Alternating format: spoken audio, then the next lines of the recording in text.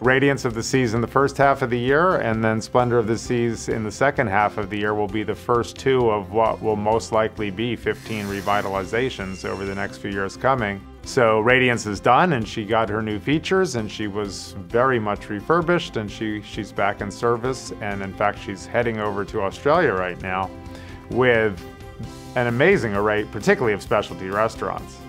And then Splendour of the Seas, who's already a big crowd favorite in Brazil, will get all her new features and then go down for yet another Brazilian summer season coming up here in a few months, and it should be great. This is where the revitalization teams are working on the planning development in order to prepare for the execution of the project.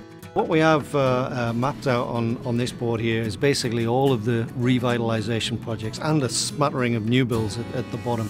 So for the Vision class, for example, we've developed a design build philosophy such that if we've got one space, this is a list of all the spaces on board Splendour.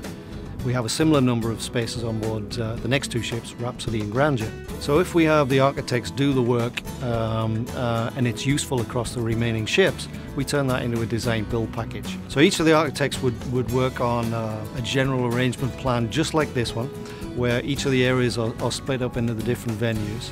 So each of the red dots on the first chart actually blows up into a timeline very much like this one. And what's very important for us in our process is that we have a very effective steering committee process. So we need to be able to do the work and present it in such a way that the executives understand the goal, the ambition, what the return on investment is, and how that's going to satisfy our guests when they come on board the ship. It's so important to us to make sure that all 22 ships that we have the kinds of features that give credence to the idea that we have the greatest cruise ships in the world. So the royal advantage as it relates to the revitalizations is the investment program to ensure that our entire fleet rests on that mantle of superiority as it relates to cruise ships of the world.